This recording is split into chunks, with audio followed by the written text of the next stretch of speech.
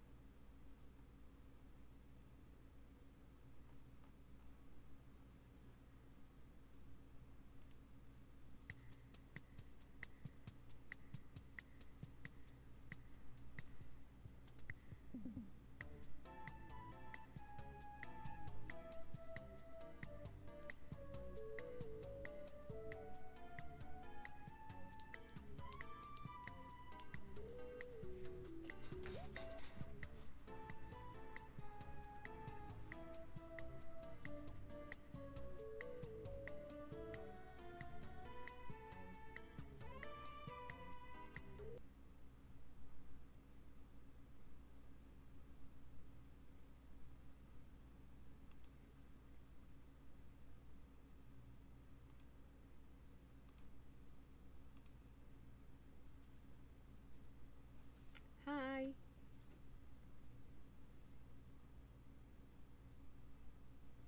Kids, is my mic working?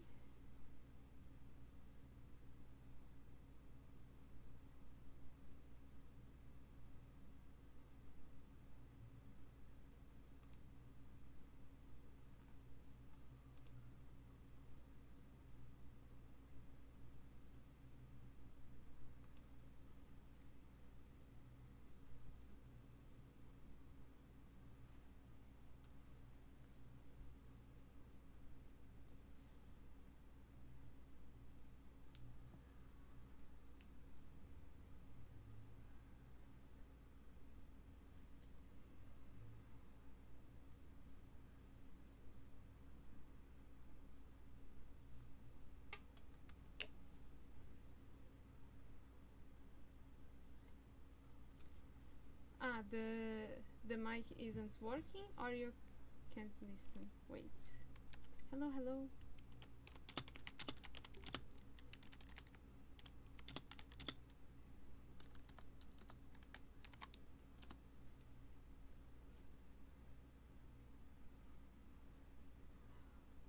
Hi, baby.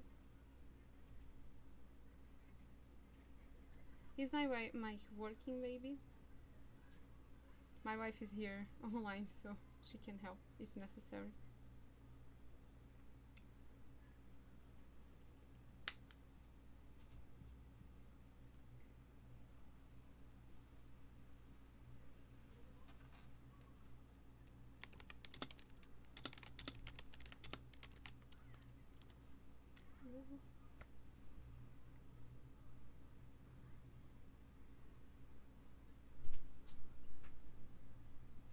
It's working, the mic. Thank you. So hi people, hello, welcome. My wife checked it for me because she's watching the stream in our living room, and she said that it's working.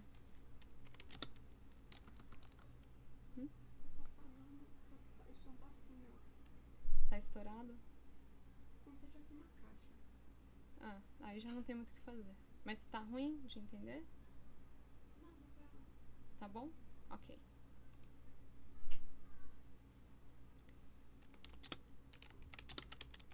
Just a second, people.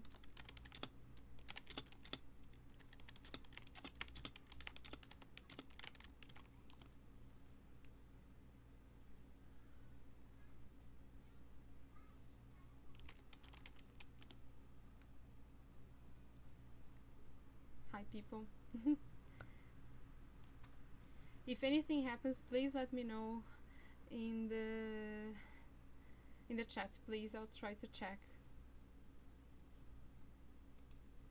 Thank you.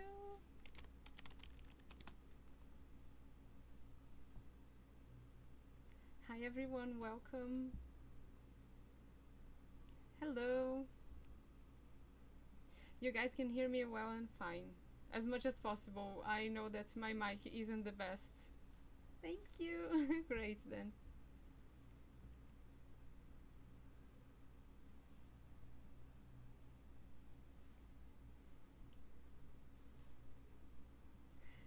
Thank you, Kairos.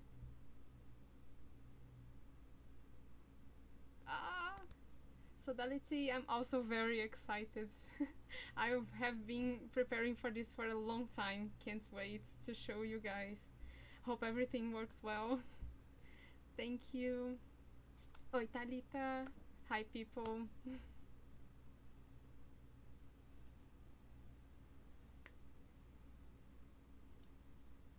Thank you, Starfight. Hi, Arlecchino Supremacy. I agree with you.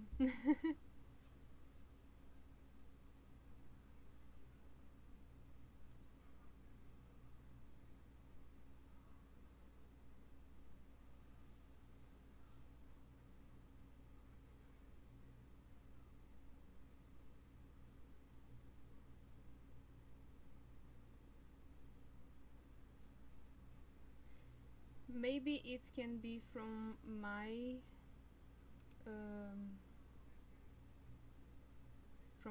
as well, if it's interfering. We check.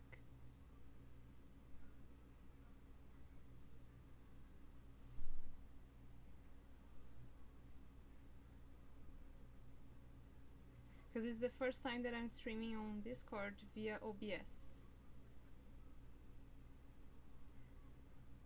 Yes, I can, but the thing is, wait, let me check.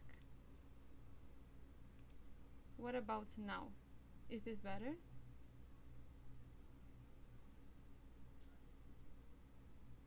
Oh, great then. Okay, I just needed to turn off the mic on Discord because I was streaming.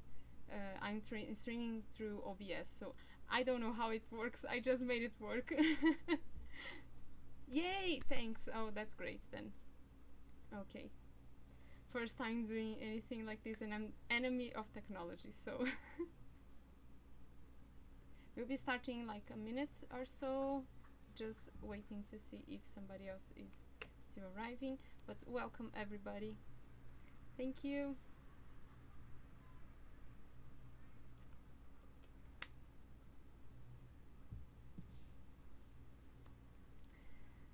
Hi.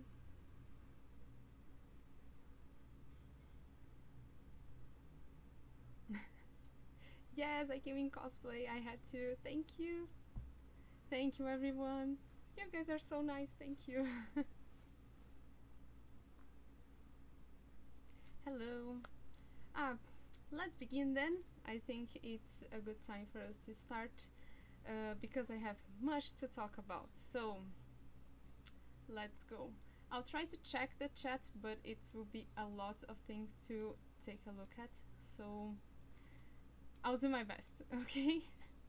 But if anything, my wife is here also to help.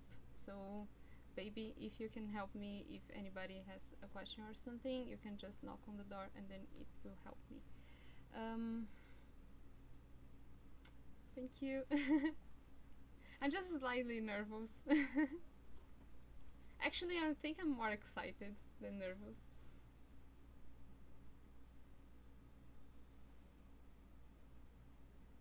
Thank you for helping. Haru Cake is my wife. Thank you. Alright. So, let's begin, everybody. So, first of all, my small introduction here.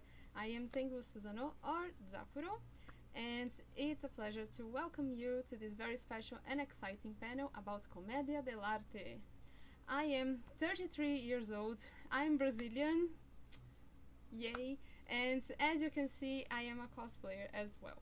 And my pronouns are he, him. Okay? So, just as a brief introduction on how I got into Genshin Impact. Well, like most of us, during the pandemics, I started playing very casually. And things changed, I think, 2 years after that. Because I took my wife to something that happens in a shopping mall that they were promoting Genshin, and then I said, let's go. We improvised some cosplays. She had never played, and then she started to play the game as well, and it became her special interest. And of course, since we live together and etc., I ended up being in love with the game for real. So after I got really into Genshin Impact, I came across a video from a YouTuber about Commedia Dell'arte. Said YouTuber, you guys probably know him, it's Marco Meatball, and he's an ex-opera singer, and he posted an interesting video explaining about the connection between the Harbingers and Commedia. And I was fascinated by it, and then I mentioned with a friend of mine about how interesting it was and how much I wanted to delve more into it. And then she shared with me one of her books, because she is an actor and a voice actor, and so she sent me the book, and it was like very textbook heavy, a lot of information about it. And then when I started reading it, it became clear to me that the connections between the Genshin characters and the masks were way more than what we have been seeing online. So, and it's way more than the titles. So then I started to study the masks. I was hyper fixated about it, and then I started to connect the masks with the characters. And the more I found out about the Harbingers as well, the more confident I got about my opinions. So at last I present to you now the results of my research, and so let's go ahead and start this panel for real. Welcome to... I hope you guys can see everything. Oh my god. So welcome to the Harbingers and Commedia Dell'arte, from theater masks to video game characters. Huzzah! Let me just see if everything is working here fine. I think it is. So, alright, so first and foremost, what is Commedia dell'arte? It is a popular Italian theater form born in the 16th century as a reactive opposite to Commedia erudita.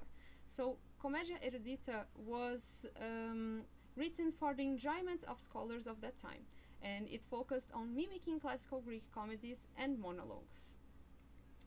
And so the short explanation of Commedia dell'arte is, it is a theater form based on improv that uses stock characters or archetypes to present funny stories and critics with grotesque humor and most often slapstick violence to the general public. Now for the longer explanation, it's important to note that although there was improv, it was not the kind of improv comedy that we are used to seeing nowadays. The characters were deeply studied and prepared by the actors. Scenes were planned and practiced beforehand, in a sense that actors knew when to bring forward specific movements that have been rehearsed. For example, like dialogues or physical comic gags. In Commedia, we don't have written scripts, but we have scenaria. Those are structures that tell us what happens in a scene. And these structures were called canovacci. They were plot outlines that described the characters, the entrances, the exits, and a brief description of the scene. It was usually structured in 3 acts, and it had a prologue and an epilogue as well. Now, as for the origins of Commedia dell'arte, we don't have much documented information because, like usual, it's something very to the public. But there was an important event that happened in February 25th, 1545, when 8 men in Padua signed a contract and committed to travel and perform for a year as a unit. However, there is evidence that there have been several companies performing before that year. And those professional theater companies were itinerant, and they would perform in streets and piazze. So they would have like, how can I say? They would drive around in like a truck, let's say, and the stage, they could build the stage opening the back side of their vehicle. But they were also invited to perform for special events and ceremonies at royal courts and palaces across Europe, especially when it started to become more and more popular. So it was basically a type of theater that was made to the public, but then it started to evolve and get super popular, so then palaces would also hold them as well. And then of course they would have more preparations, you know, they could use more props and things like that. But the very essence was still the same. It was a way to tell the stories of people to the people, getting inspired by the people, the commoners, the riches and everything, with a side salt of irony, of course, and it was criticism as well to society in general, but it had underlying human and lots of grotesque things happening in there. Now, like I said, they used a lot of action in there. So they used music and circles like acrobatics, and they had a lot of whimsicalness in it. This stage, like I said, could happen anywhere, from actual constructions or even the carriages that could be turned into stages, and they would open at the back and be built as a proper stage. That was very interesting. And it also, for even more moments of insight here, back in the day, there weren't female actors yet.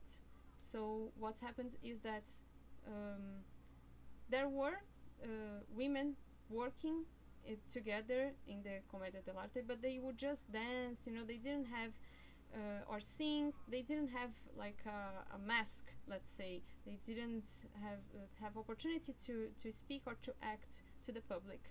However, as it evolved as well,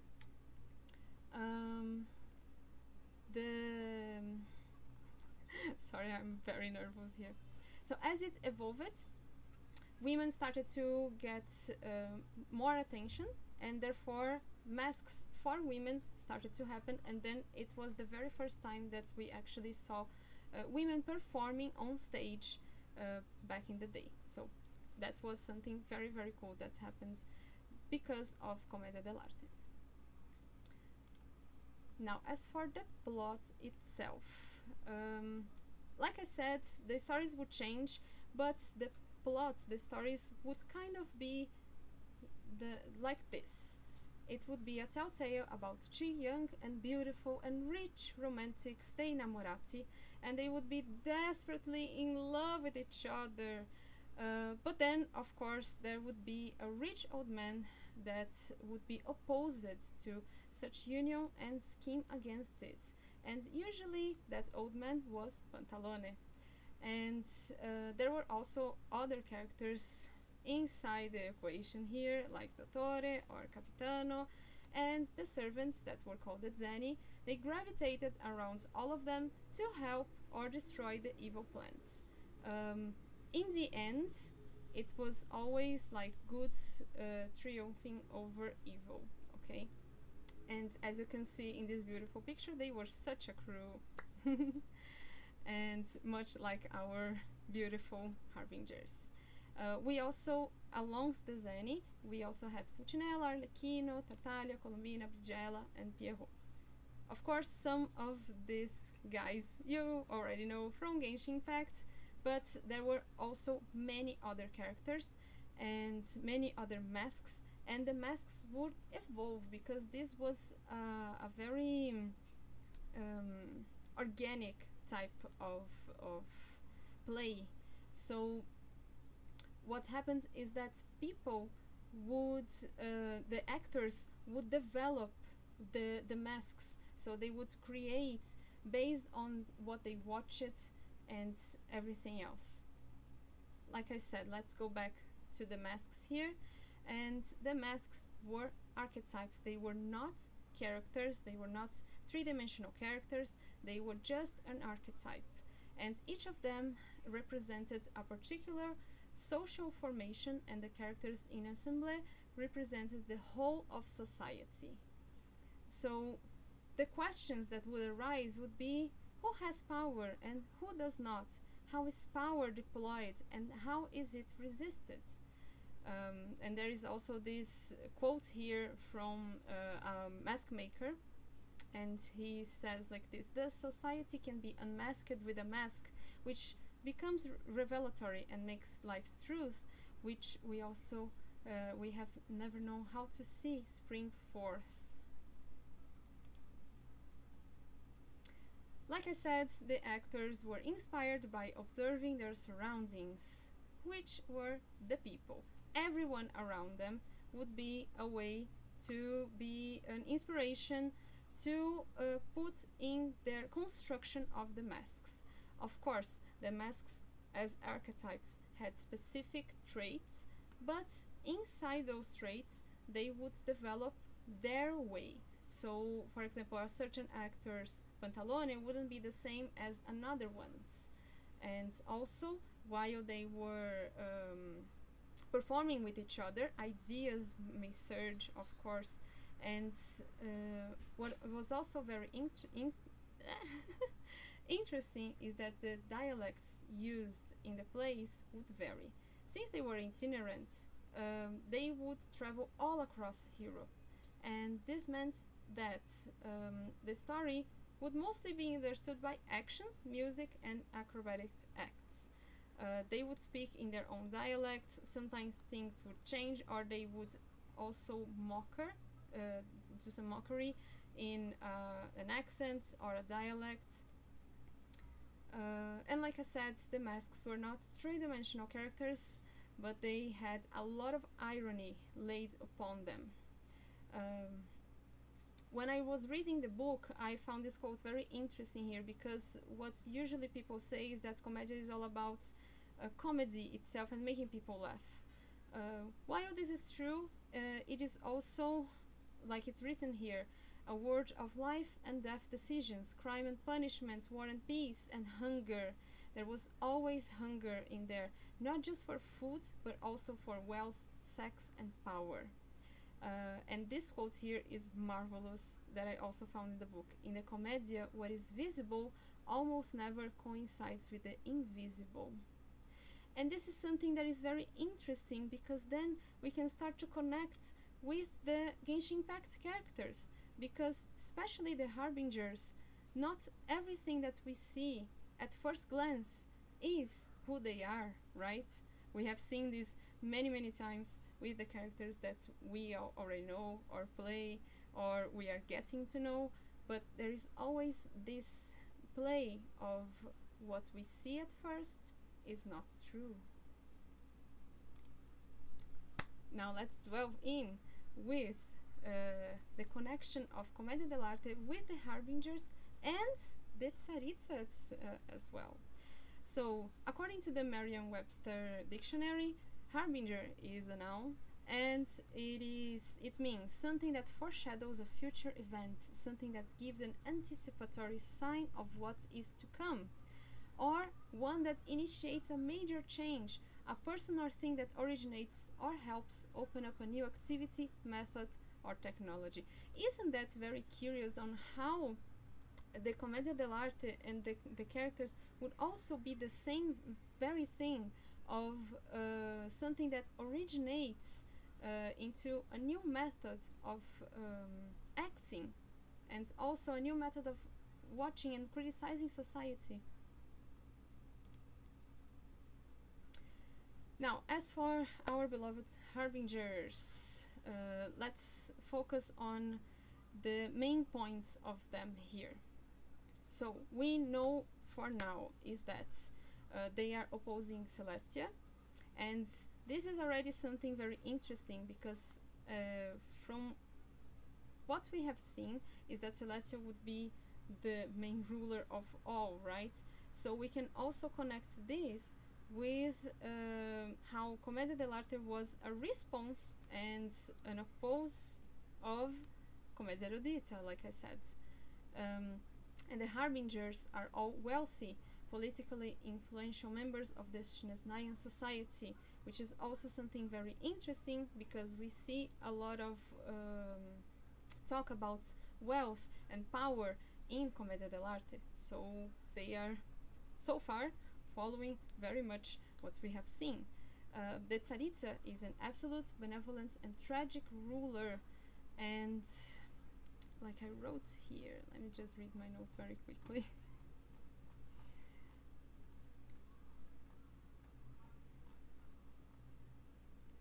Here, so the Harbingers are group formed and picked by the Tsaritsa herself, put together to ensure her major wish and plans for the future are to be seen in completion. And like I said, they are opposing Celestia. And let's see. And like I mentioned before, Commedia themes revolve around power and love. The power of certain masks or archetypes over the others, and the love between the main characters of the stories as well. It is also a telltale of love. And like we know, Shinesnaya is very much into being the nation of love, right? So we have the power of the Tsaritsa as an absolute, benevolent, and tragic ruler, bringing her people to an insane and dedicated nationalism showered with military brainwashing. So it is something very heavy, right? People love and fear her on the same amount. And it's also something that parallels, right? It's something that everyone feels for each other.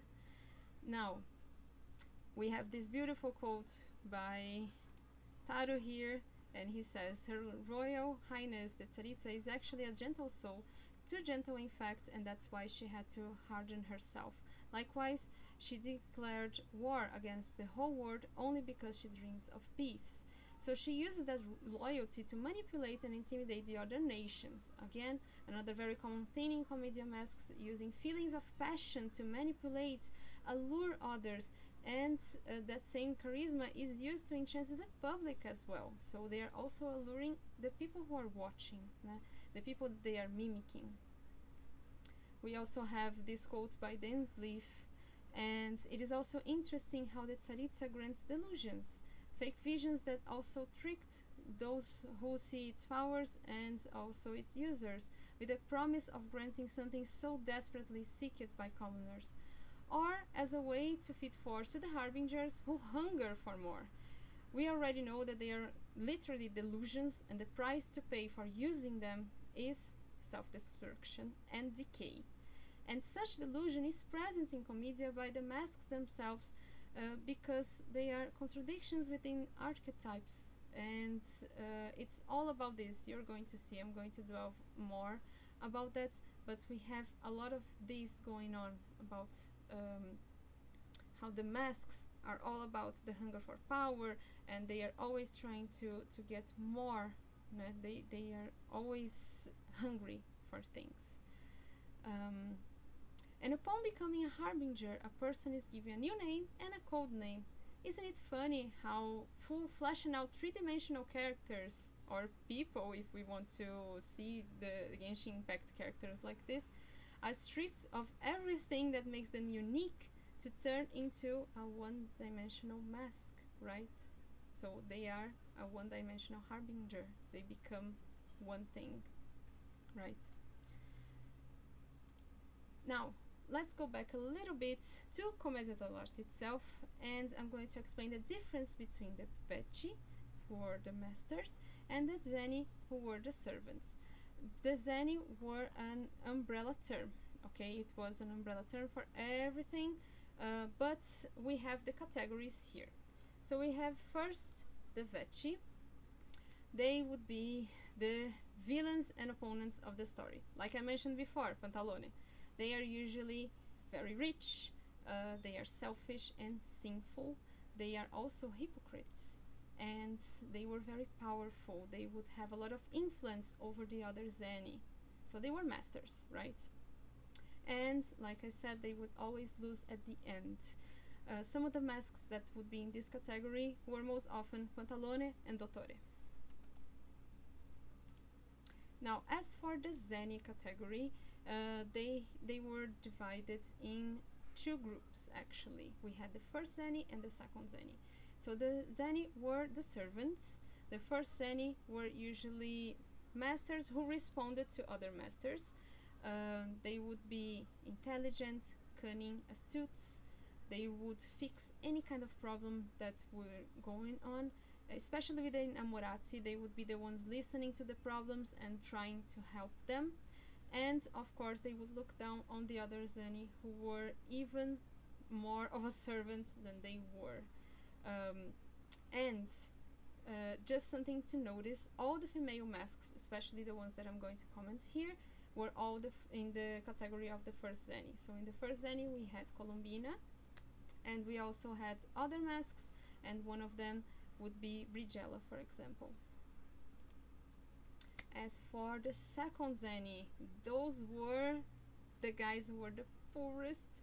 I felt so sorry for them while reading, because they would be getting the short end of the stick all of the time. So they were peasants, they were very clumsy, naive, they would be exploited by their uppermen, and they were a way to represent the immigrants from rural areas that were looking for a better future and would come to Italy to find work and food and etc.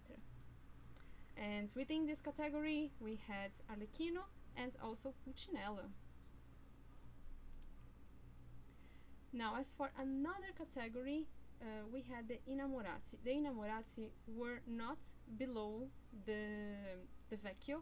They would be in the same level because they would be rich, beautiful. The actors would be the most beautiful, with the best makeup, the best costumes, and they would be absurdly in love to the point of looking ridiculous, because they would swoon at each other like, oh no, oh love, what is love?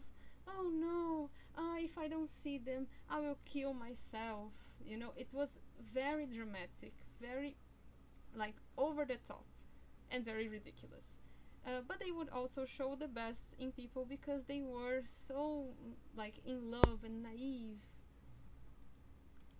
And then there is this like secret category that would be the capitano category.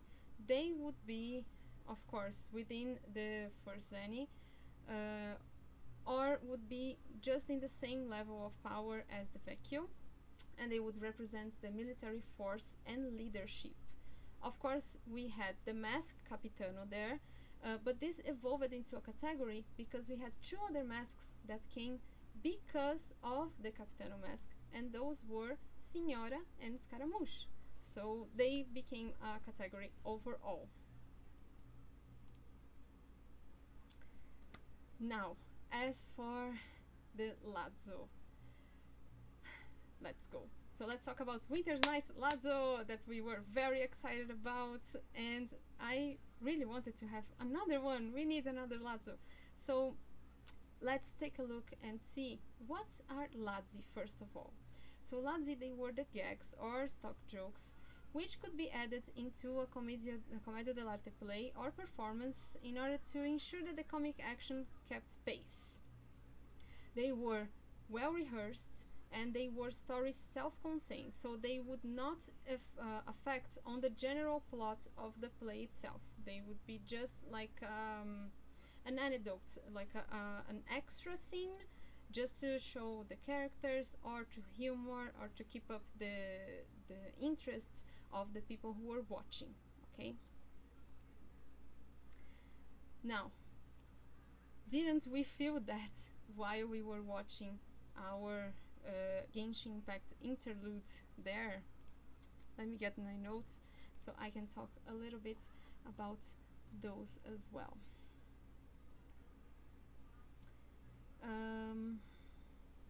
Let's see here.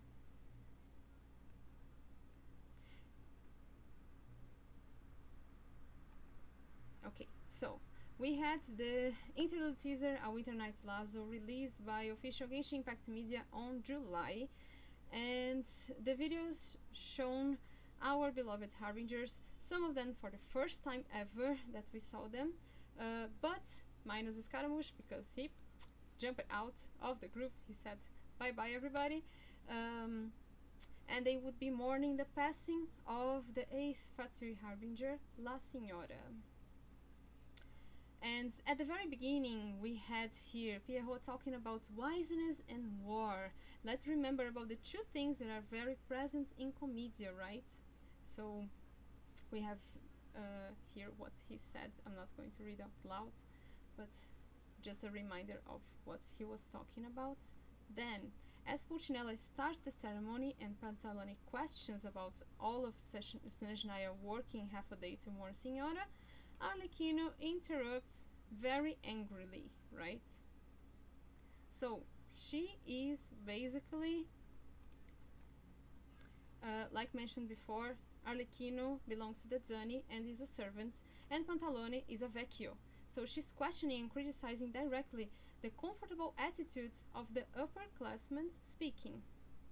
Pantalone and Pulcinella, right? So she's criticizing them. She's saying, wow, you guys are old men and you guys are being very disrespectful with the passing of her. How rude. Let's not make the children cry.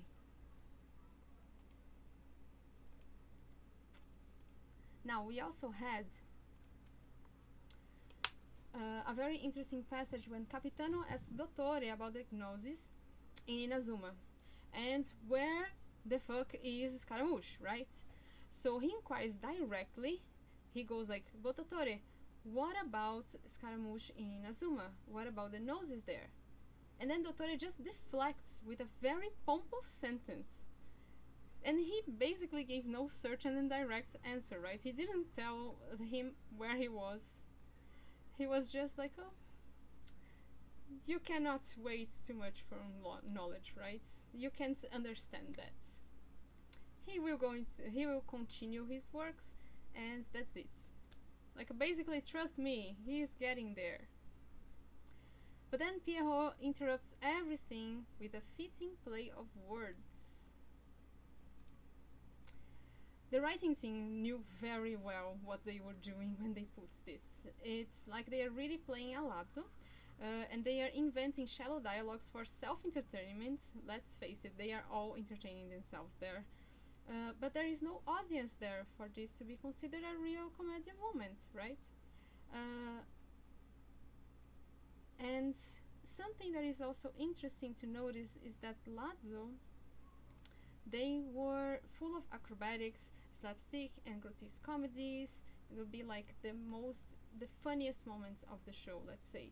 And in Genshin, they have us watching a funeral and a very impactful moment that showed the Harbingers for the first time, as well as a glimpse of the seriousness of their scheming and plans. And we had a foreshadowing of the events in Sumeru, their Iminsu burning, which didn't happen, so it was either metaphorical, like in Colet's ring, or maybe just a hint on what could also happen much later when the true war begins. Who knows? And I'm excited to see that. I hope that it doesn't burn. But if it does happen, we saw it coming forward, right? Now, at last, let's talk about some theory time. Put your tin hat foil on. We are going to theorize a little bit, and we are going to talk about the Harbingers and the masks. At this point, guys, I would like you guys to also feel free to comment. I'll try to find some time at the end of the presentation to read your comments, of course. And if you guys have any kind of glimpse or something that you guys also noticed, because maybe you have studied the characters much more deeply than I did, feel free to comment and to make any suggestions if you guys are lore geeks, because of course I have studied a lot, I have read a lot, but at the same time there were things that I would forget, there would be storylines that I didn't play or didn't read about, so feel free to comment and to add your opinions, okay? I'm going by order of what we see in the wiki. So the first one would be Pierrot. Alright, so now Pierrot, the Genshin character first. His codename, the Jester, he's the director, so number 0 of the 11 Fatui Harbingers.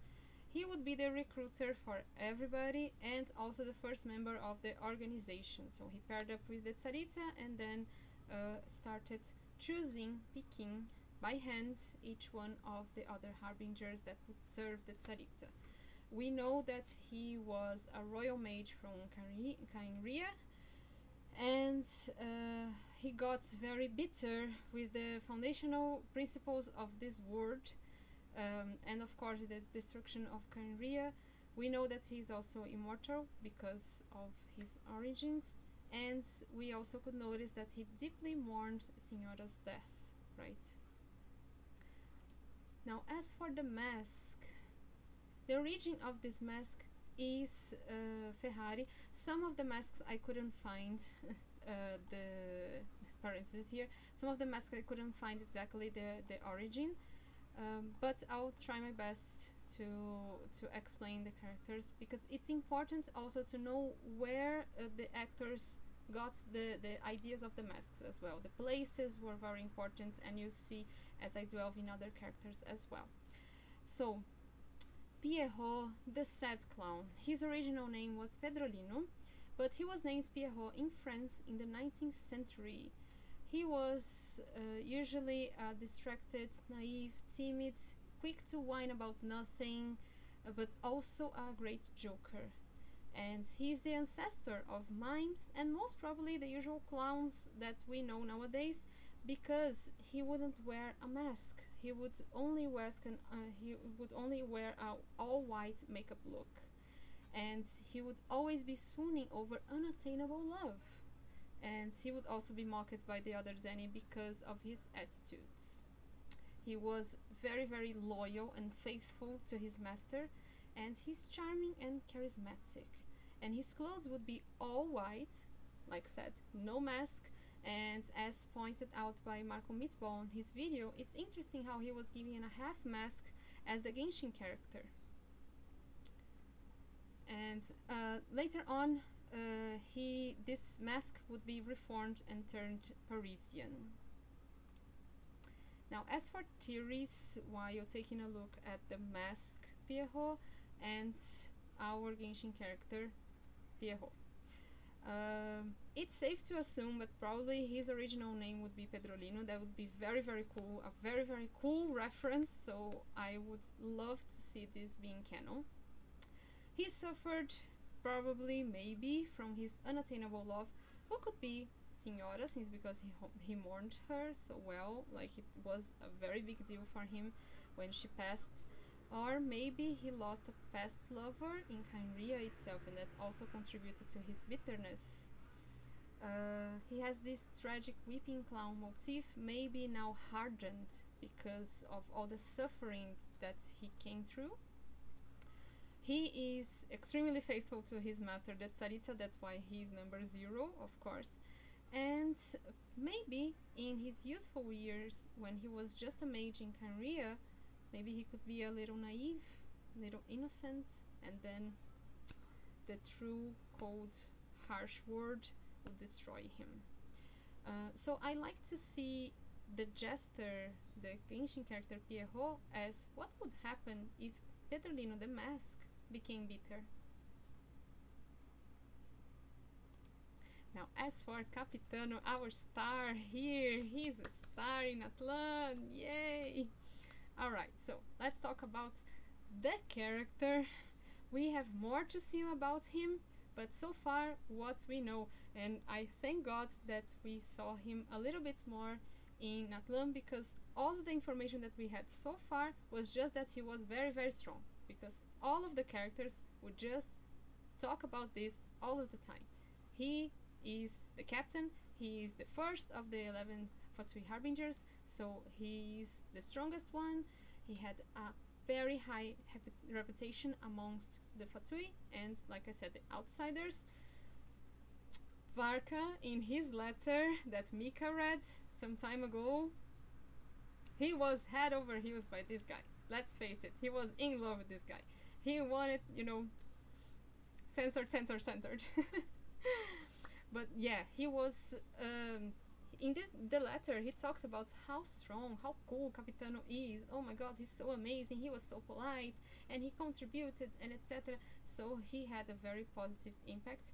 We also have Child, our beautiful boy Tartaglia.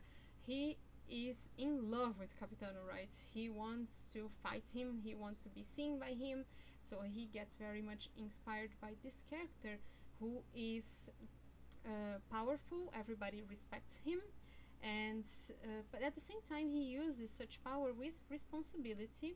He is involved in Atlan's situation like we saw, and he wanted to bring a new age to Atlan, but then he got into this conflict with Mavuika. I hope you guys are safe for spoilers here, but as I'm talking, I think it's important that we talk about this fight of him between Mavuika. This was very, very important, and also something that surprised me very positively because of all the research that I have done with the mask. So he fights with her, but then he retreated. He didn't go more after her, and also when he knew that she didn't have her full power anymore, he said, I'm not going to fight her, I'm not going to be vile like this to attack her while she's weak. So he is a very righteous guy, right? Now, as for the mask, the origin of this mask is Bergamo, and let me find here my comments because here. So he understands the world as a perpetual contest of strength. Externally and visibly, Capitano is full of strength and full of power, but internally and invisibly, he is a coward. The focal point of his non-correspondence is the body itself, and the uncrowning of the military aura in the cordis of Capitano. This mask represented the militaries, right? So history time very quickly here. In 1423, there was a series of wars that broke out between the Republic of Venice and the Duchy of Milan. And the Allies would control Po Valley. This valley provided the only land trade route for the Italian peninsula to the rest of Europe. And none of the states maintained an army. Instead, they hired mercenaries called condottieri to fight for them. Um, and let's see here. So this condottieri here were inspiration for the mask of the Capitano, who is often played with foreign accents. He is usually Spanish, and is portrayed as either terrifying and deadly, or foppish and impotent. And Capitano is the bully, the seductive and confident, the strong soldier. His quote is, "I am brave, I have bravery within myself." He's arrogant, egocentric, and he is like a macho man, right? But behind this thick outward appearance of manliness and courage, he is in fact a timid and coward, and afraid of almost everything. And he would always be seen with his cape and sword. So he is a double mask, right? He tries to impress, but let's face it, at the sight of any danger, he retreats. Now, as for theories here, like we saw, Natlan is heavily focused on war and themes of bravery and strength. And Mavuika, in the very first PV that we saw in Natlan when it came, she comes up to him and she says, "Are you brave enough to fight?" And maybe, so she's poking at him, she's challenging him. Maybe underneath all that heavy and stoic face mask, let's say, there is a coward. Maybe the reason why he retreated was that he noticed that she was too strong and he would break a sweat there, he would probably lose. She was great, she's incredible, look at that woman, everybody. And then he flew. And also it's interesting that the character covers his full face with the mask, so we don't know who is that guy underneath the mask. This is a symbol, of course, that he is disguising, he's protecting his true self. We see nothing of even his skin tone, we see nothing, only armor, cape, sword and mask, right? And very stoic, very strong, right? So maybe he is nothing like he appears to be under his title. Maybe he's a softie. Let's say. Let's see. I'm excited to see how they are going to play this part of him being a coward into the character. Or maybe the character is going to be showing his true bravery, and maybe that's showing this, he would take out his mask and show who he really is. That would be his sign of strength. Who knows? But it's very fitting. Also, it's very fitting that the Capitano mask is inspired by the Spanish military, and we see Natlan very much based on, loosely based, of course, but still based on Latin America and these influential things. So I think it was very fitting that he is in Natlan. I said, that's it. And most probably he is from Natlan itself, right? As for another mask that is very popular in Commedia Dell'arte, and also the character is also very popular amongst us, it's Dottore. Alright, so Dottore, the character, he's the doctor, the second one in the 11 Fatui Harbingers. We know that he was Zendik, a researcher from Sumeru. He was very ambitious, he would perform a lot of experiments and would research a lot, and that caught the attention of his peers, who noticed that this guy is actually very crazy on his deals, and also caught the attention on Pierrot. So that's why he invited Dottore and offered him the title, the Dottore. He was the one who came up to Zendik and said, "You will be called Dottore." And Zendik also found this very ironic and very funny. So, and he has no scruples, would do anything to have his researches completed, as we saw over and over again. be it in the comic with everything that he did to Collet, with many other characters, what he did to Scaramouche, and also I think that there is a little hand on Dottore in everything evil that we see in Genshin, and don't we love a villain, right? And it's also interesting that he's able to take on completely different appearances, right? So he had a lot of copies. Of course, he destroyed them at the end of Sumero, but he could take a lot of different appearances. He would show himself to Scaramouche in another body, right? And like I mentioned before, he experiments on people. As for the mask Dottore, this mask's origin is Bologna, and let me get here my comments on him. Alright, so it's very funny because while we have the mask, the character Dottore that is very intelligent and a scientist and etc., we have here the mask. He is very incompetent on his profession. And the common sources of humor on this mask would stem from him offering low cure rates and bizarre and obviously useless treatments he administers. There is Lazzo that he comes up to Azeni and he says, okay, so for you to be cured of this disease, you are going to drink peace. And then the Zani would be like, what, am I going to drink my peace? Are you crazy? And then he said, no, not yours. I'm going to pee on this bottle and you're going to pay a high price for it, and then you drink my peace.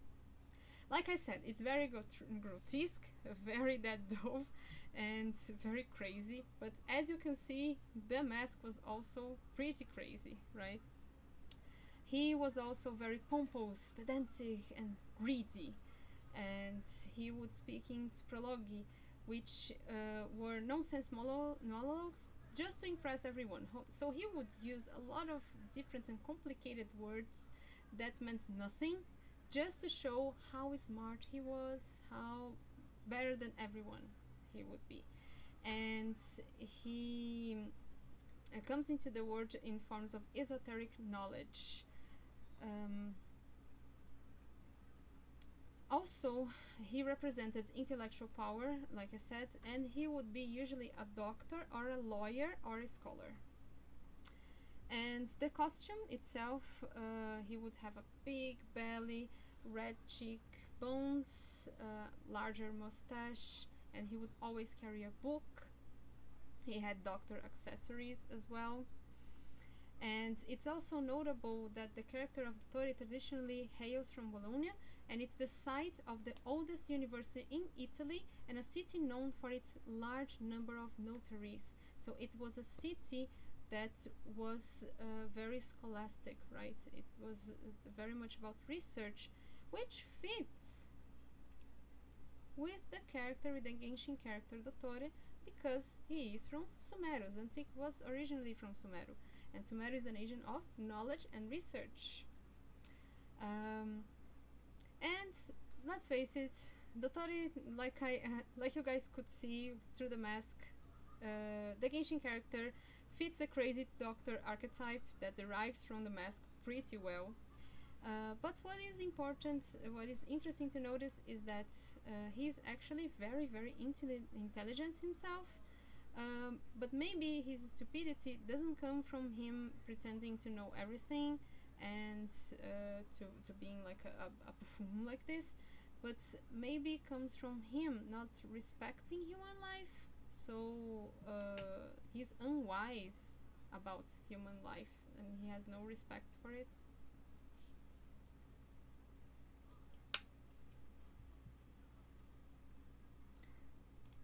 Now, as for Columbina, our beautiful pretty girl here, let's talk about the very little, unfortunately, that we know about Columbina.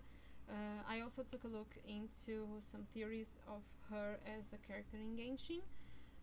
But we also know a little bit from the voiceovers from other characters and what we saw in the Winter's Lazo as well. So she is the damselette, the lady, the little lady. She is the third of the 11th. She is, like other characters said, unpredictable. Tartaglia is one of the characters that fear her and deem her dangerous. Scaramouche also doesn't really quite like her. They all side-eye her a lot. She has, like we saw in the Winter's Lazo, a very sweet voice. She's a singer, right? She's like an angel. And she keeps her eyes closed all of the time because of her mask, right? If anybody has any other comments or insights about Colombina, feel free to talk, to chat there. Now, as for the mask, this mask here, we don't have like an origin for her again, but she is a character that, let me find here. She's independent, she is full of strong energy, she's malicious, and she never has her tongue in her pocket, especially with the upper class people. So she talks back a lot. But she is also usually the faithful servant of the innamorati, especially the girl, right? She would be like the companionship of the lady innamorati, the lovers. And the mask would be often in love with Arlecchino or Pierrot, but it would be at the same time. So that would cause rivalry and conflict between them. And she would often dance and sing on stage to allure the other Zanny, because she was always beautiful, very refined, and also very streetwise. She wasn't naive. She knew exactly what she was doing. Colombina the mask was very down to earth, and she could always see the situation for what it actually was. And sometimes she was a prostitute, so she wore bonnets and metal chokers. She was also known to wear very, very heavy makeup around her eyes and carry a tambourine. She didn't have a mask. She would only wear makeup. And she would often also disguise herself in order to trick Arlecchino. And she would be also sometimes a flirtatious and imprudent character, kind of like a sassy maid. She would wear a dress with an apron as well. Sometimes the dress would have the same diamond-shaped pattern that we saw in Arlecchino's costume as well, because she was created to be a similar character to Arlecchino. And also the Genshin character, she has feather motifs because she is a little dove. We can theorize that as being a Seelie, right? Maybe she has Seelie origins. Like I said, the stock character doesn't have a mask, but the Genshin counterpart covers her eyes with those lacy ribbons crossed on her closed eyes. And maybe those closed eyes are a symbolism of mystery, lies, calmness, or a more connected sense to inner self. And although she was very, the mask, right? Although the mask was very intelligent, she would never be crude or vulgar like other masks would be, other female masks would be. And that's it. So maybe Colombina as the Genshin character, she could be a singer or a dancer. Maybe we will see her singing a lot more.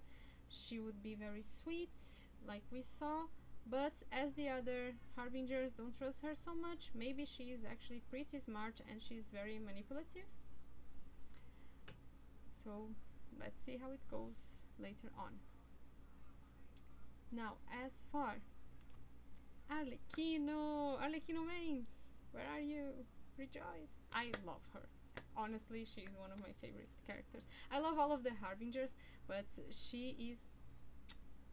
Alright, so let's talk about this awesome lady here that we saw throughout Fontaine for a year, and what a joy it was to see this character unfold itself and prove so much.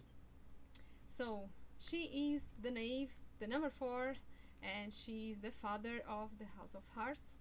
She respects the Tsaritsa, but she has confessed already that she would betray her if her interests ever were to differ.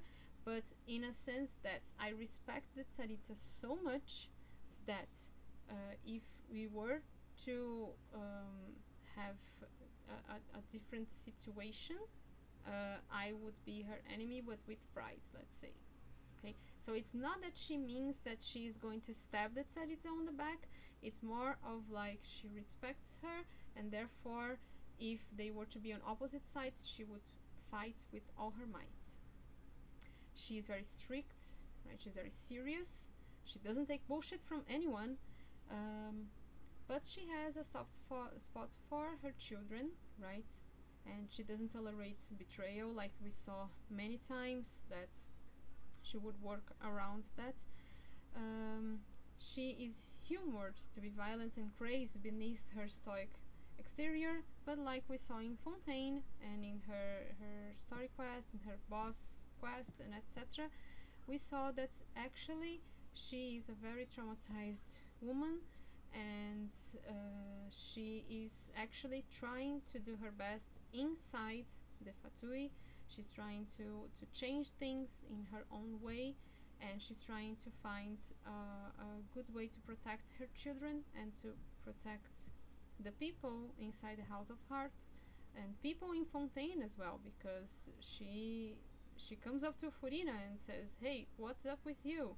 Are you really going to allow the disaster to happen? So she's a character that seems to be very cold and very egoistical, but in reality she's the total opposite of that. It's just that she's not going to take any bullshit. Now, as for the mask, Arlecchino, the origin is Bergam, like others that I have mentioned, and here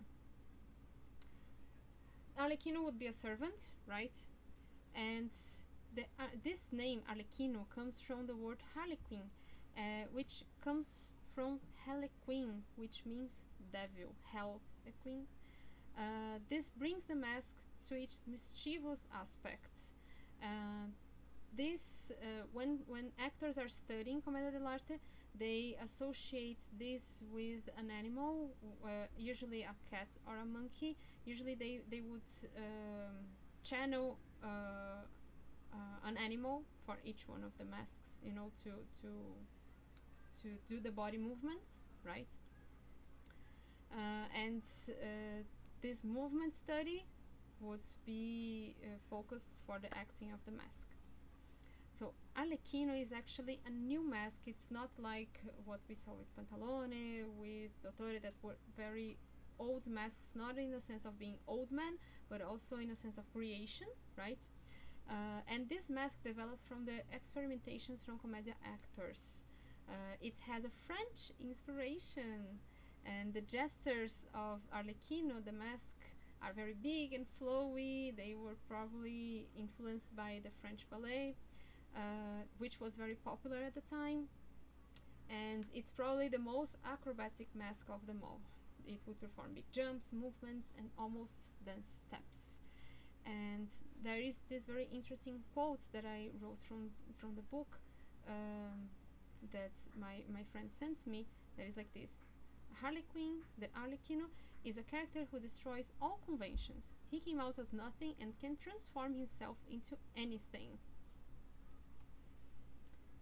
And the story of this mask is how it was created, right? In the wake of the war, rural people fled from both the marauding armies and starvation into the safety afforded by the walled Italian city-states. And those people were a new class of people and the lowest ends in society. These refugees inspired not only all of the Zen in general, because in the earliest stages they were desperate, hungry, and very ignorant about the urban life. And the Dani would split themselves into specific characters, but Arlecchino still kept being the skilled working class. It would represent the immigrants or the lowest class in the north and south of Italy. Actually, in the north, Pulcinella would be the south. So Arlecchino would represent the north of Italy, Pulcinella would represent the south. So this mask is friendly, endearing, loyal, often resourceful, but very naive. It's very badly kept by their master, always hungry, because the master would not offer Arlecchino anything to eat. And he would play tricks on the others for his own entertainment and then just leave very happily, very whimsically. Originally, this mask didn't have a mask itself. The actor would just paint the face black. And the mask kept the dark tone, and it has a red dot that some studies believe that it is to represent a devil's horn cut off, you know. The costume would be diamond shape, multicolored pattern, and this character would often be in love with Columbina, which would be all beautiful, singing, dancing, etc. So he would fall in love with her, or he could also be in love with one of the innamorati, which one of the common names would be Isabella. And this mask never looked for revenge and always looked on the good side of things. Now for the theories here. We know, like we have played here, that the devil motive is very present on the character as a boss, right? We saw her with those flames, with the wings. She has some demonic traits, right? In her playable character's movements, she glitches, right? Her weapon is a scythe, right? So she has, of course, she has this death sub-theme on her for herself, but it's nice how it also connects with the hellish side of Arlecchino, right?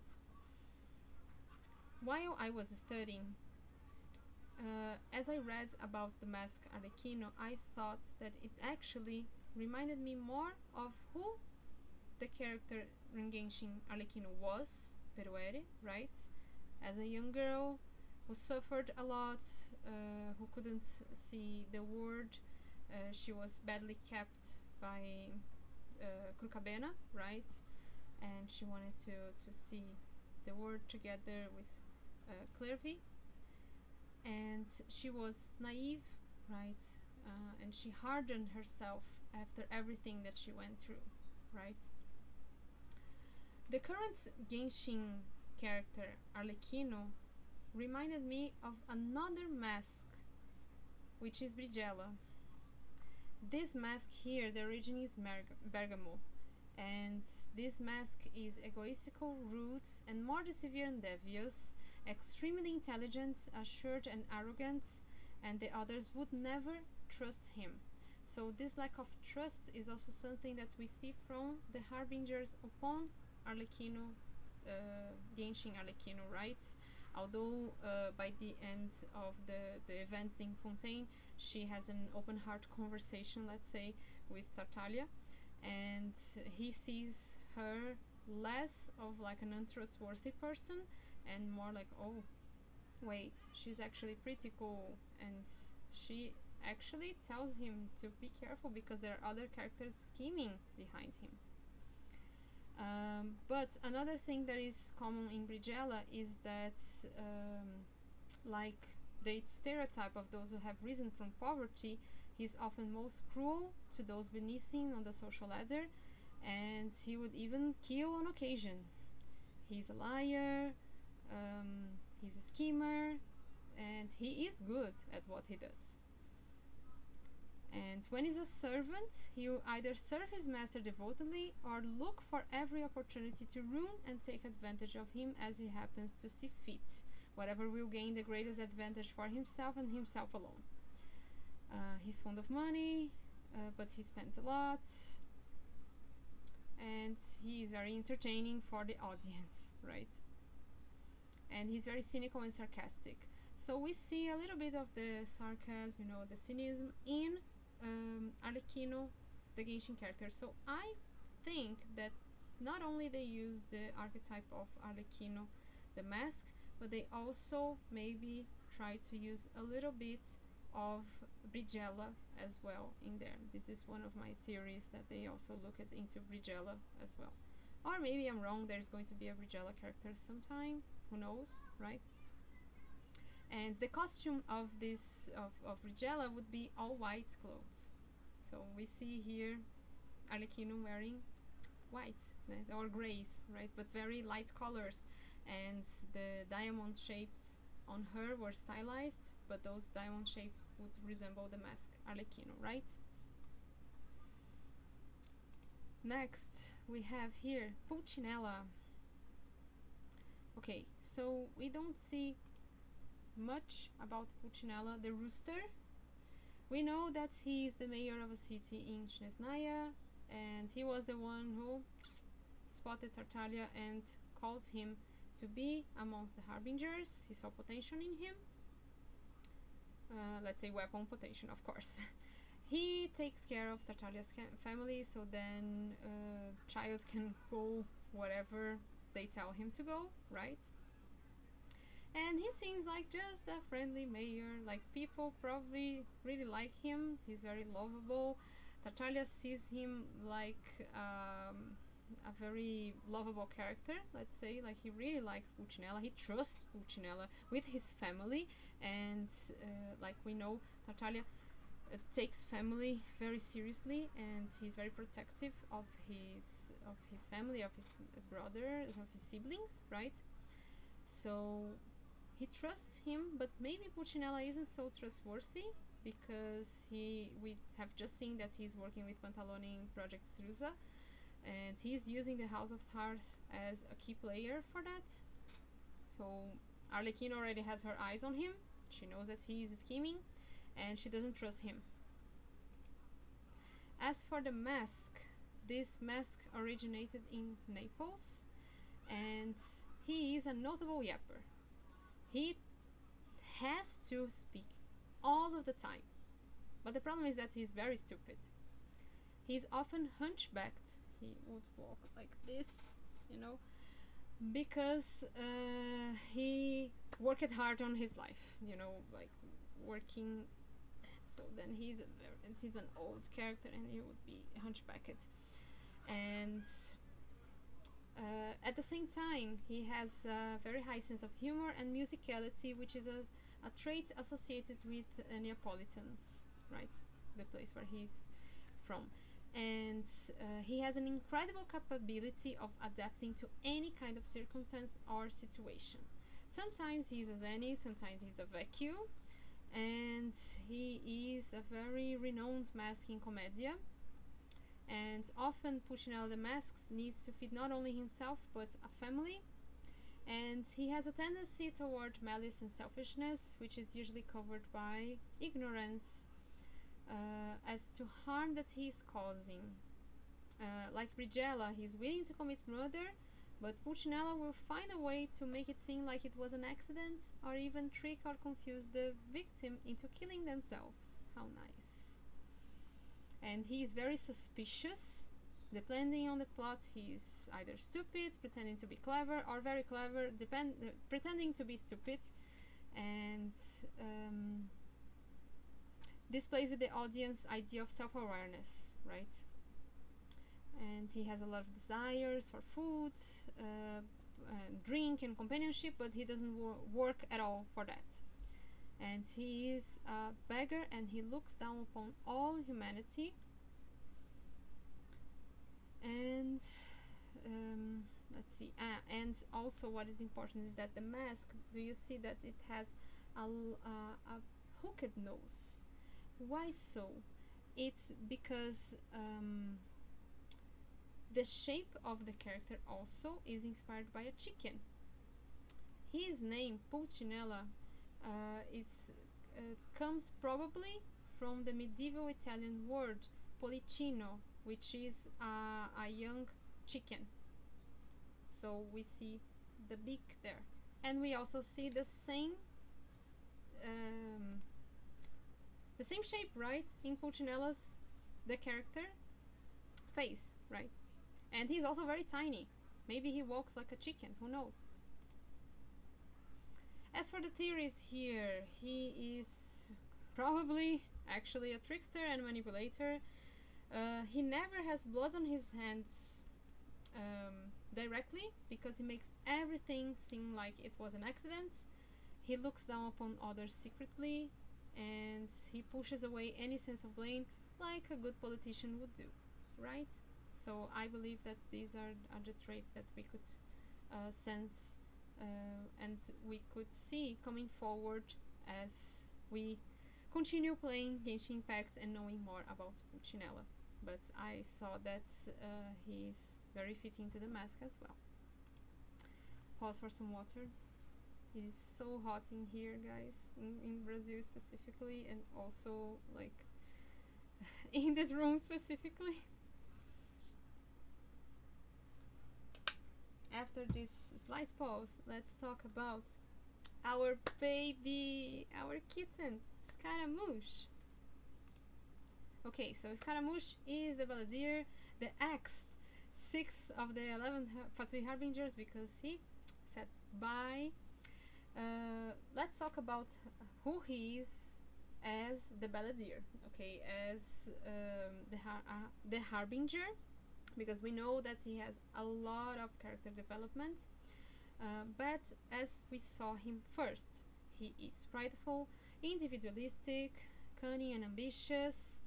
He was a puppet created by Raiden Shogun to act as a vessel for her. It didn't work out. She said bye to him. After that, he was manipulated by Dottore, and he had a very difficult future, right? Very difficult situation. He tried to become a god, right? We saw all of that Shoki no Kami thing happening there. And later he decided to become a wanderer after being helped by Nahida and the Traveler, right? So he has a lot of character focus, but as the Balladeer, we would see him very prideful, very, scheming as well, seeing very evil at first glance. He's just a baby.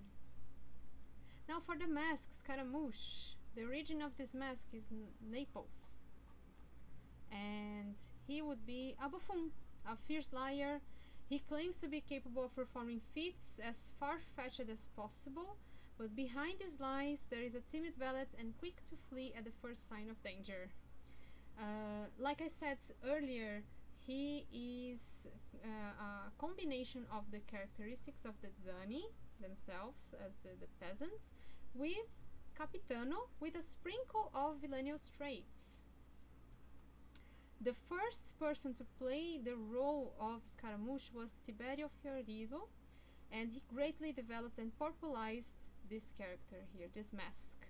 And he actually removed the mask and would use white powder on his face, and he would show the feelings of Scaramouche through his face.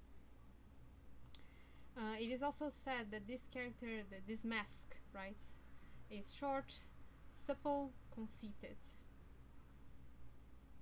His affinity for intrigue often landed him in difficult situations, yet he always managed to extricate himself, usually leaving an innocent bystander as his victim. And his costume would be all black as well. I don't have like a theory for Scaramouche, mostly because we already saw the character fleshed out for a long time, and also because I think that upon what I just described about the mask Scaramouche, we can already see which traits the Genshin character inherited, but also turned around, right? Because he grew as a character, right? Especially now that he is together with Nahida, we see him not a bad guy turning to good, but more of a character who suffered a lot, who was lied to and deceived, and to the point of going like, you know what, if they want me to be the bad guy, I am going to be the bad guy. And then he would just, you know, try to become a god, you know, in order to flee from the feelings, from the pain, from everything. And I'm glad that he didn't, because then we have this beautiful story as him as Wanderer, and he's an amazing character. I love him so much, right? Now, as for Sandrone, okay, let's go. We don't know much more, much of the character from Genshin Sandrone, but we know that her name is the Marionette, right? One of her title is the Marionette. She's the 7th of the 11th, and she's always focused on her research on automatons. She doesn't get along with Tartaglia. She's always like side glancing him, as he says, right? She's always like, she probably has created the Catherines and is using them to spy on the Traveler. This is something that we have been discussing a lot for a long time, especially because of her clothes. At least the ones that we see here in the Winter's Lazo, right? Because we know that they changed its clothes a little bit, you know, fashion. They are fashion icons after all, but I think it's safe to assume that she's probably going to have a dress much like this when she comes out after. And she's most probably the Harbinger who took interest in most of Lobrosso's work and his creation Curve. This is from a side quest. It's very lengthy, but I advise you guys to check it out, because Curve is a robot, right? So, and it said that the certain Harbinger took interest, and there was a situation with this automaton that ended up with a lot of disgrace. So most probably Sandrone is linked to it. Now, as for the mask, this mask here is actually not a mask, and the origin is Modena. It's actually a puppet, and it represented the family of 3. Here in the picture there is only one, but there would be 3 puppets, and they would be a family of mother, father, and son, and they would be very, very close. They were very humble, and they would represent the repressed and the ability to get by using trickery or cunning attitudes, and they would manipulate the system for survival.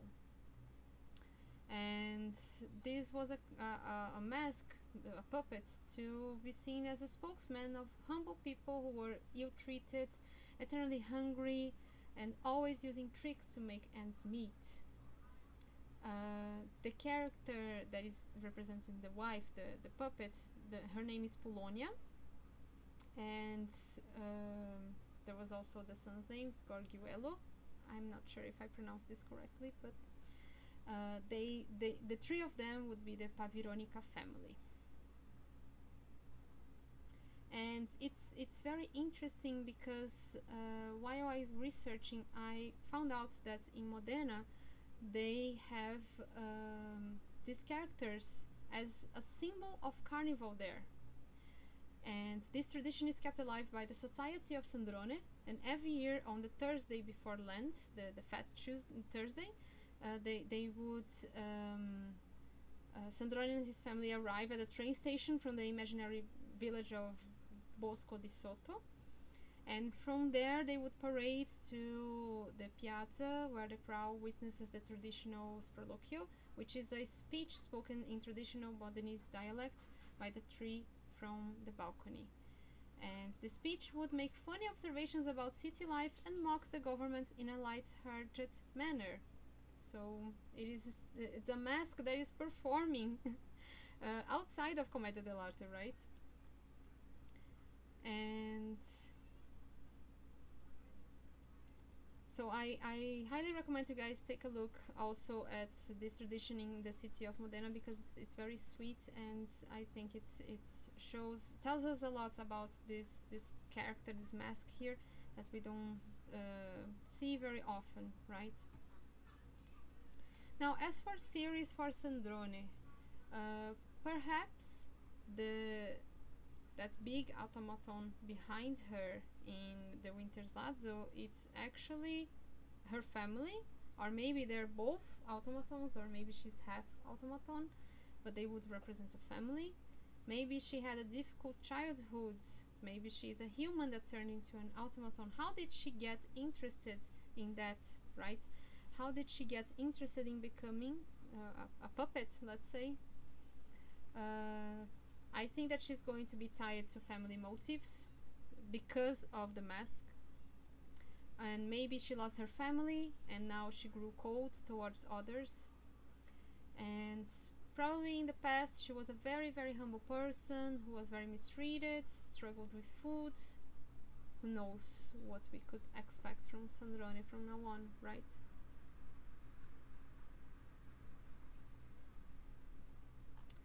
Now let's go with La Signora. Beautiful, gorgeous, amazing, incredible. Our fair lady, the number 8. So she was prideful, cunning, bossy. We know that she lost her lover during the cataclysm, and she was born in Mondstadt and then studied in Sumeru. That's when she started studying fire, right? Pyro. And after losing her lover to the cataclysm, she became the Crimson Witch of Flame. And upon using all of that rage and bitterness and sadness of being apart from her lover, she burned her face. That's why she wears the mask, right? She burned a side of her face with her flames, and she was saved by Pierrot after that. Now, as for the mask, we have this mask is tough, beautiful, and very calculating. And she is usually the wife of Pantalone, and she would be very rich. She would wear white dresses, very heavy makeup. She would walk with her arms to the side of her body like this, you know. And she could be a courtesan, a high-class prostitute, but she would typically manage to wrangle her way into the households of Pantalone, right? And then she would inevitably cuckold him. She would betray him, like she would cheat on him. And she would be a character that was an older and sexually experienced Colombina. And her character traits as a mask would be her main aim to be the satisfaction of physical needs, jewels, dresses, sex. She would scheme to have everything that she wanted assured, and she would actually have an immediate attraction to her counterpart, which was the Capitano, because this mask was created from the Capitano mask, right? Like I mentioned before, she's another one like Scaramouche. She derived it from him, and she would feel that she needed to be with him, but she would be married to Pantalone, so then she would cheat on Pantalone regularly. This character here is more of a title, not a name, let's say, this mask. It appeared because there was a desire for more female roles, and she would only appear as a minor character. And what else? And she would be like the stereotypical bored housewife, you know, lazy, airheaded, or maybe she would be lusting after the page boys. And she's a clumsy and sophisticated woman who tries to climb the social ladder by marrying a wealthy man. Now, for the theories of the mask and the character, I think that La Signora had an emotional connection with Pierrot because he saved her. Maybe it didn't become love. Who knows, right? We don't know much. She never talked about that. Maybe Pierrot could give us a more insight, or maybe nothing happened. They were just, very close to each other for some reason. She pretty much follows her mask counterpart traits, and her name, Rosaline, is similar to Rosaura, would be a common name for La Senhora. And actually, the Genshin Senhora reminded me of the Inamorati, because she suffered from her undying love. She was pretty much how can I say, impacted by love, right? She loved her husband, her lover, so much, to the point of when he was gone, she broke down. She had a very cruel and sad ending because of that, right? She lost her lover, she became very bitter, she became very ambitious, right? Very poised, like the mask. But in the end, all of that cunning attitude got her to be killed, sadly. Who knows, maybe she will come back. Who knows? And maybe when she comes back, we can know more about her and more about her parallels with the mask, or maybe she would be completely different from the mask after all, but that's what we saw from now. Now we have Pantalone.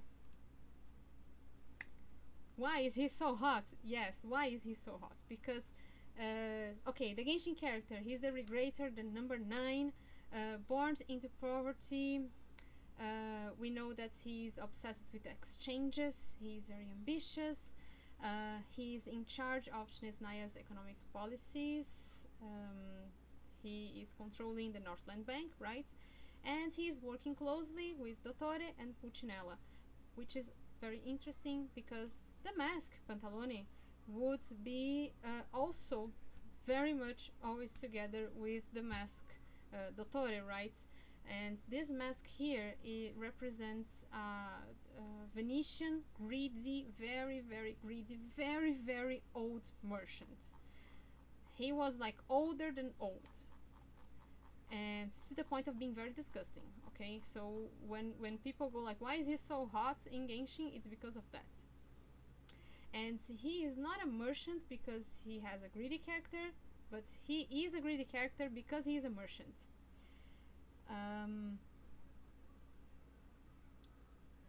And he can only see the world mediated by money.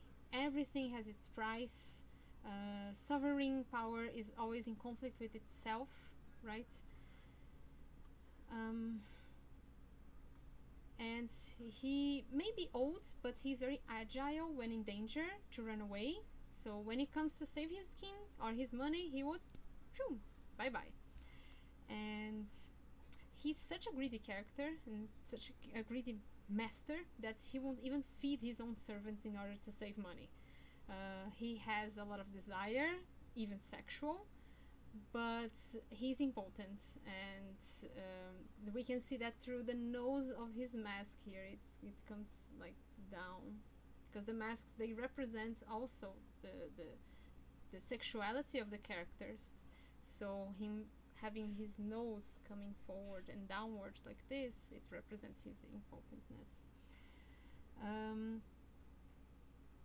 And his actions are described more negative than positive. He's always the obstacle for the lovers to get around, arrogant, and his costume, his traditional costume for long closed leggings, resulted in the term pants or pantaloons, and that's why we call pants pants.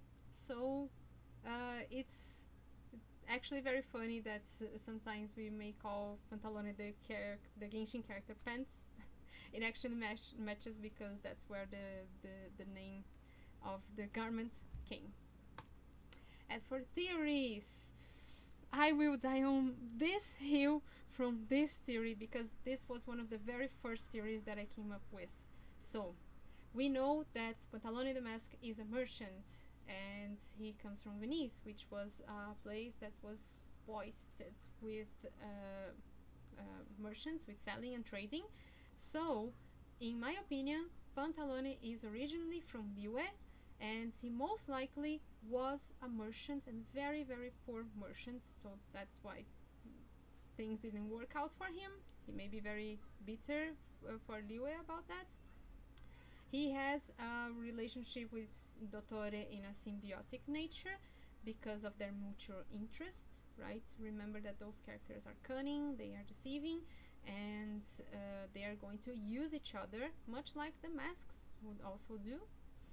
And he's a two-faced, probably. He would put this beautiful, wonderful smile, but in our back, he's going to be like, I fucking hate all of you.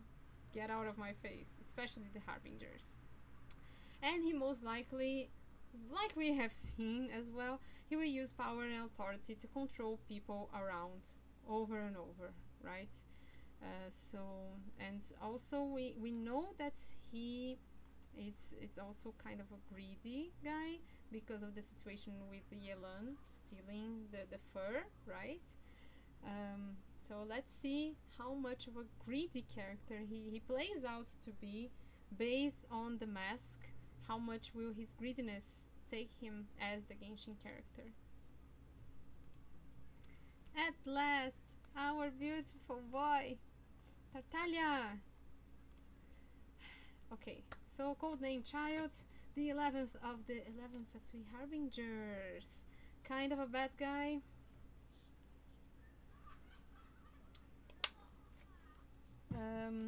We know that he's a warrior, that he works out a lot, right? He's always looking for the next adventure, the next challenge. He is unpredictable, he's very cunning, he's ambitious, but at the same time, he was militarily brainwashed, right, by the Fatui, and he's a very loyal and reliable character, and that makes him to be very easily manipulated by others. Pulcinella, Zhongli, you know, right? But also he loves his family above all. He would do anything to keep them safe and to see them happy, right? And I could spend the next half hour just talking about such a great character that he is and detailing him more, but I will stop myself because otherwise we'll never finish. So let's go with the mask, Tartaglia. So the origin of this mask is Naples, and let me just find my notes about him here. Okay, so he would be a statist. He would be usually the lower working class, but also represent the middle and upper class.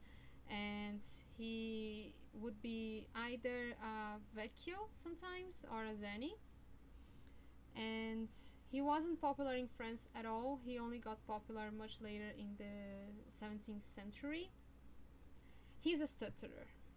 And because he is a stutterer, no one from the other masks take him seriously. The other zeni treat him with a lot of impatience because it takes a long time to talk because of his stuttering, of course. And he would often his comical gag would be that he would be stuttering in a syllable that would be, how can I say, very mocking, like it would mean a bad word, let's say, or something like that. So they would play jokes on his stuttering, and when trying to speak, and the scenarios would often prompt him for a long speech, he would stumble and get stuck and creating those words that would be very obscene because he would be stuttering, and the other characters would either confuse things by trying to interpret what he was going to say or poking fun at him, and then he would be very angry and frustrated because he would never finish and he couldn't get his meaning across, and his general emotion would be of frustration. And he's usually farsighted or blind, and he's like an official of some kind, like a judge or a minister to the king. He would have a sword, a big cape, and some shoes as well. And I also didn't theorize much because we saw this character so much and we have been seeing him a lot, right? Every new interaction that we have with Genshin character Tartaglia is a surprise. But we can juxtapose the things here. Like, of course, our Taro isn't a stutterer, but he's often misinterpreted, and people, especially the Harbingers, don't treat him with respect. They are very impatient with him. His code name is Child, right? He's a baby for them. He's very young and still naive, so the others would look down upon him a lot, right?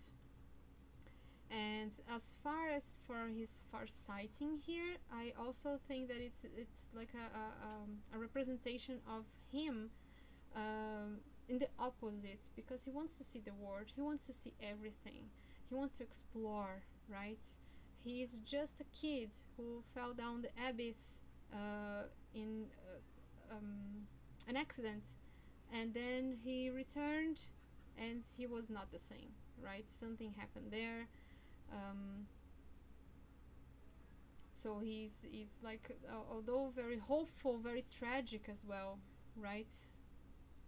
And I think that this frustration that he feels for wanting to be, more, to wanting to know more, to have this hunger as well as the character Tartaglia, right, with the Genshin character. I think it's very fitting to the Commedia and for the mask itself. Also, it's very interesting that the character Tartaglia,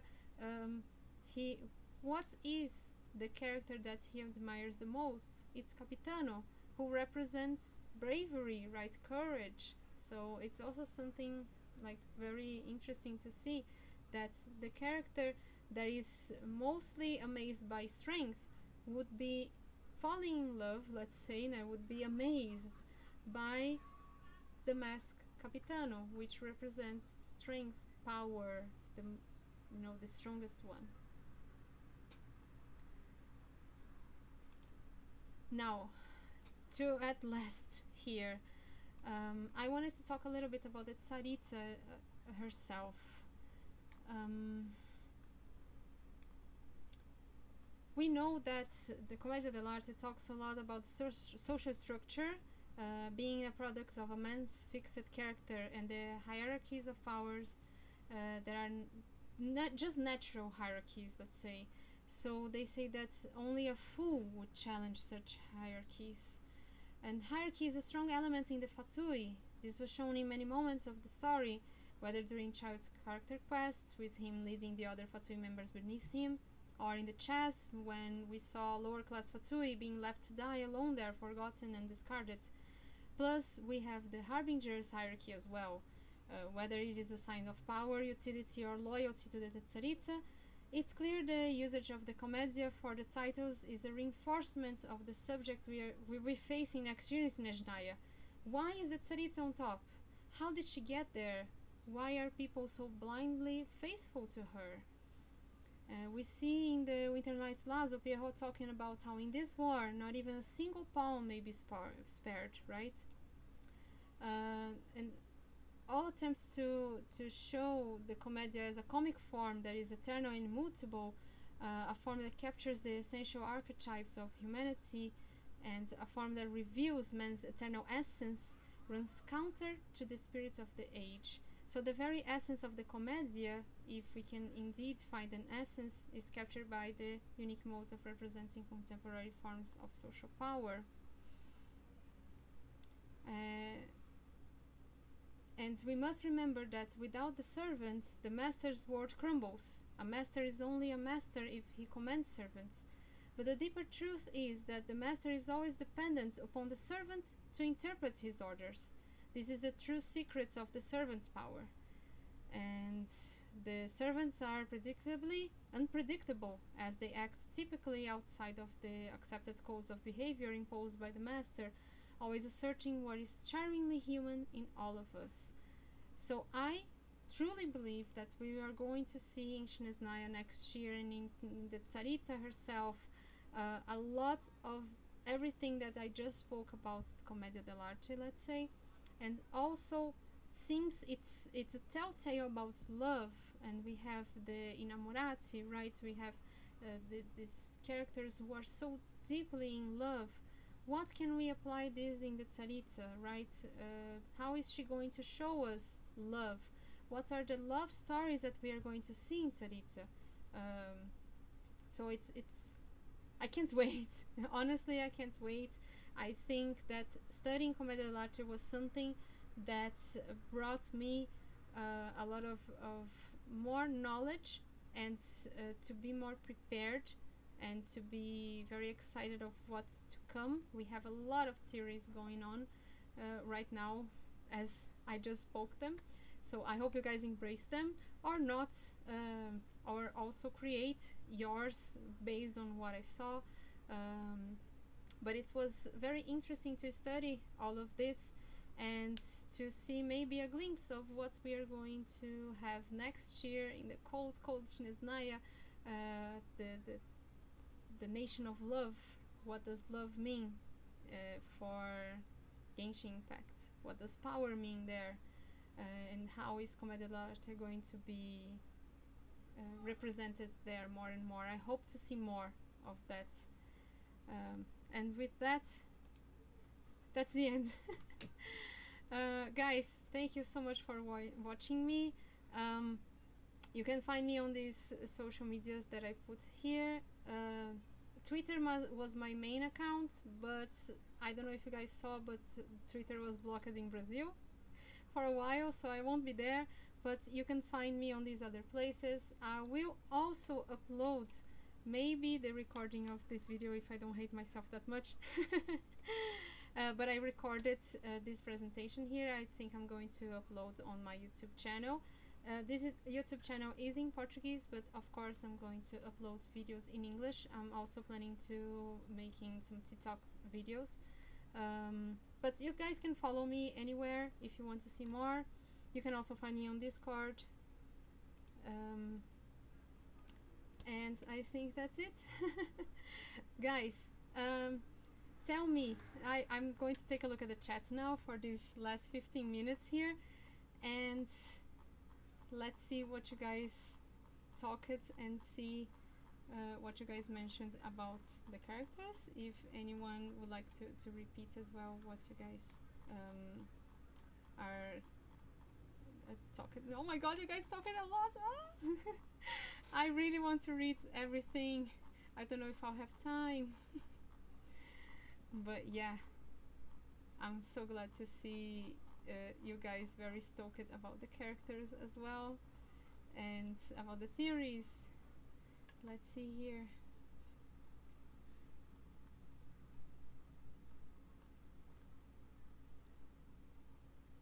Old man supremacy. Yeah, sodality. True. Yeah, we had some leaks saying about political factions and conflicts between them in Snezhnaya, right? Yes, we are going to see a lot of politics in Snezhnaya for sure, so this is also going to be very heavy with the Commedia Dell'arte.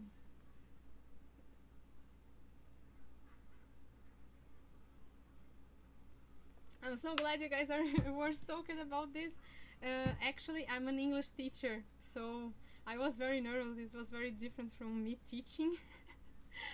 Very, very different. I was the most prepared that I could be, but I think it's different, like talking to the camera instead of talking to an audience. I think I would be more comfortable talking by seeing your faces. But yeah, I'm an English teacher who is a very big nerd. Look at me. I'm such a nerd that I have actually gotten this tattoo of Tartaglia because it means a lot to me, and it's actually Chilumi inspired. I don't know if you guys could see because of the light, but you have here the little flowers from Lumine and the narval here. I also have his constellation on my belly, so it shows in the cosplay.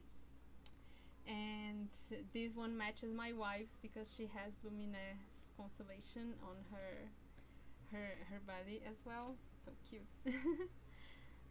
But yeah, also before I forget, everyone, I'm going to put on the chat as well, or maybe Haru, if you can get it for me, just giving a shout out before it ends to Ju, who was my friend who sent me the book, so I could study and get into Commedia Dell'arte like a huge nerd. It was quite an experience. I watched so many videos, read so many things, and listened to so many people talking about it. Shout out also to Haru, my wife, who helped me, and she also set up the order of the slides. So while I was getting ready, because things took so longer than I was expecting, and she helped me a lot, and also she listened to me babbling about it for a long time. It's been a year, guys, that I've been studying this. And also shout out to my best friend Ria, who is an incredible artist, and me and him together we have come up with a zine. It's released already, and it's a zine featuring Tartaglia, and it's called Tartaglia TM, and it's focused on him together with different characters, be it romantically or sexually or just like in friendship or other things. And this zine focused on fan fiction and fan arts, and it's a free zine, guys, that you guys can download. We have a Dead Dove section, and we have a safe for work / not safe for work section. We had amazing artists and fanfic writers working on that. So yeah, so I'll try to get the link as well, but you guys can download it and follow me there and follow the zine. You guys can also find us at Tartaglia TM. I think it's at Tartaglia TM, our Twitter. If you guys have seen about it before, also feel free to comment and share your experiences. It was wonderful. Let's see here. I think I won't have enough time to take a look at all of the comments, because I don't know English anymore. I'm sweating so hard. Yes, that's it. Tartaglia TM. Guys, find us on Tumblr. Yay! You guys feel free to download and enjoy, because it was a lot of hard work and people were amazing. We have so many amazing artists there. Please follow us and download and tell us what you thought, please because the feedback is very important for all of the team and also for the writers and the artists. It was such an honor to work with all of these people.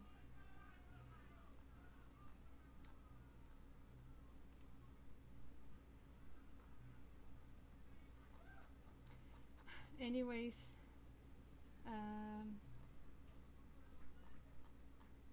let me see. You guys saw my title, right? I don't know if my camera is working anymore because I don't see the video. Yeah, it's not working anymore. Wait, I don't know why my camera stopped working. Let's see if I can make it work.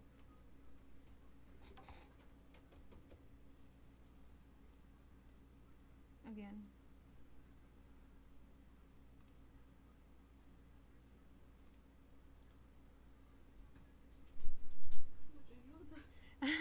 I don't know if I need help. It's because the camera stopped working for some reason.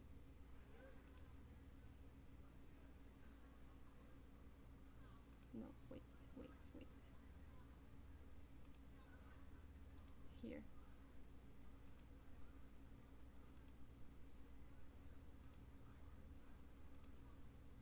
Yeah, for some reason you guys can't see my beautiful face anymore. What a shame. But you guys can follow me on social media so you can see more of my face here. But yeah, that's it, guys. I am so happy, so stoked. Thank you so much for coming. You were... Oxi. People, I turned on my microphone. Yeah, it's back. It's because I had to turn on my microphone. So for some reason the stream just stopped it altogether. Thank God it ended at an appropriate time, which is the end. Like I said before, I am the enemy of technology. Technology hates me. But yeah, thank you so much for coming. Thank you so much for hearing me talking for like 2 hours. It was incredible, guys. And I will post the videos and I will post more about Commedia Dell'arte on my social media. Find me there and have a great time. And thank you, FatuiCon, for having me. You guys are amazing for setting all of this. Thank you, thank you, thank you, thank you, Kit, for checking up on me every time. Thank you, Sai, for everything, and thank you for all of the other troopers and agents who were here and who will be here. We have just started, so stay tuned. We have lots of other panels happening as well. Thank you. Let's go, people. Enjoy, everyone. Have a wonderful, wonderful time, wonderful weekends. Rest well. Thank you for watching me once again. It was amazing. Let's see what Genshin Impact brings to our other beloved characters. Can't wait to see. Can't wait to play more Genshin and see Natlan and Shineznaya. Yay! Bye, everyone. Take care.